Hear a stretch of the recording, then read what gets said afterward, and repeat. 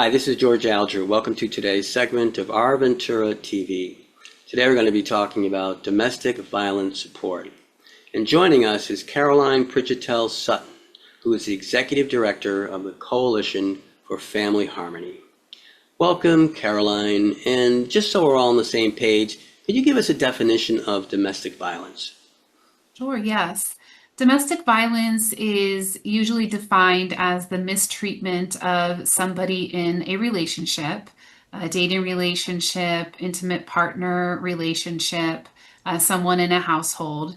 And that can usually mean that it's one of many types of abuse. It could be physical abuse, financial abuse, any type of psychological or emotional abuse as well. And these all define domestic violence and how somebody is really treated in a relationship. Okay, so something new for me. I think it's worth underscoring that physical abuse is only one part of domestic violence. Correct. Yes, the physical abuse. And while that's kind of the abuse that we always think about when we think about domestic violence, sometimes that emotional abuse and psychological abuse and even financial abuse can be just as bad and have those long-term effects as well.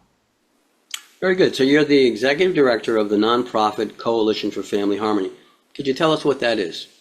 Sure. Coalition for Family Harmony is a full service and multi-service agency, and we offer multiple services and support for victims of domestic violence and sexual assault in Ventura County. So we offer that end-to-end crisis to healing model where we want to make sure that survivors come into our services through housing. They receive shelter, transitional housing. We are the only rape crisis center in Ventura County.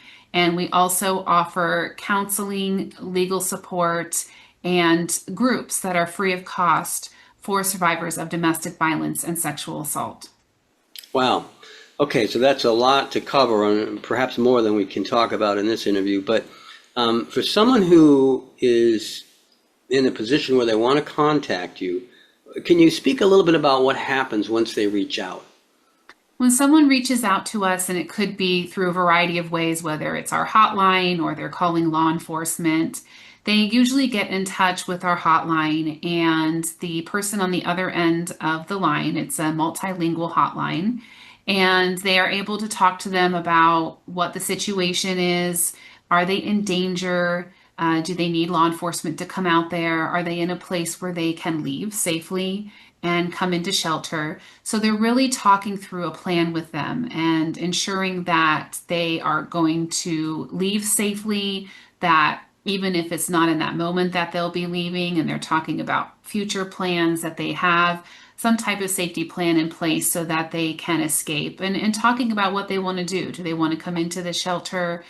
Do they need any type of other support, such as counseling? Are there legal needs that they need attended to? So really getting a full picture of this person in crisis and what we can help them with in that moment.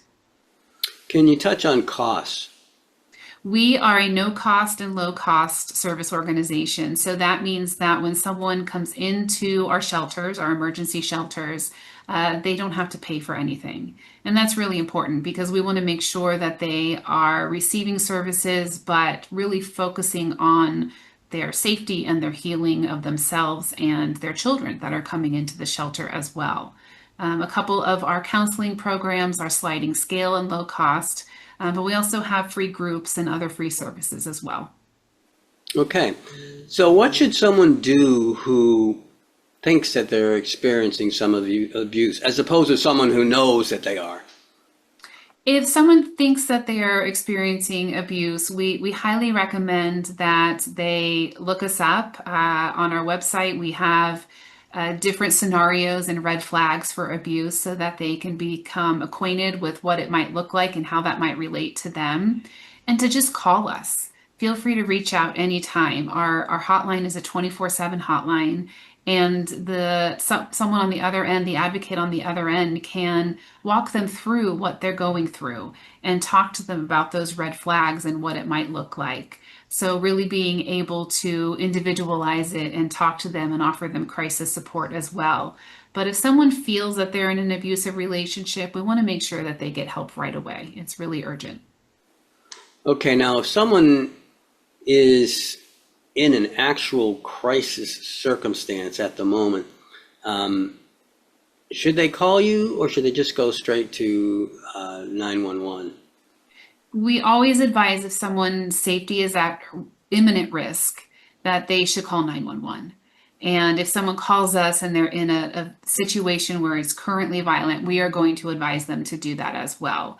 Because law enforcement can respond, they can assess the situation, they can provide the safety right away, and then we can step in and offer those services, come into shelter, come into our confidential location, and get the help that you need. Very good. Now, what about a friend who knows someone or who suspects someone they know is being abused? Do you have any advice for that person? We always want to make sure that a bystander, a friend, a family member, a neighbor is able to respond to somebody but safely. Domestic violence can be very dangerous. We want to make sure that anyone who responds to someone who is in crisis does it in a safe way. So that might be if you have that person alone just saying, seems like you're going through a hard time, I'm here to talk. I have resources, I have pamphlets, I have a website that you can go to if you ever need it. And offering that first support so that they know that they can return to them and say, I really need to talk to someone, I really need to get out of this relationship. So even just the small step of listening to them, believing them can be really crucial for somebody. Okay. Caroline, we're running out of time here, but I'm wondering if you could sneak in a comment about safety planning. Yeah, safety planning is really important. We have survivors that call us, and some of them are ready to leave right now, and some of them are in the beginning stages of thinking about leaving. And leaving a abusive situation is one of the most dangerous periods. And that's because we want to make sure that someone leaves safely, that the abuser is not around, and that they're able to leave quickly. So a safety plan means that when someone calls us, we're going to walk through, do you have a bag packed? Where are your children if you have children? Do you have any access to funds, a credit card, a bank account?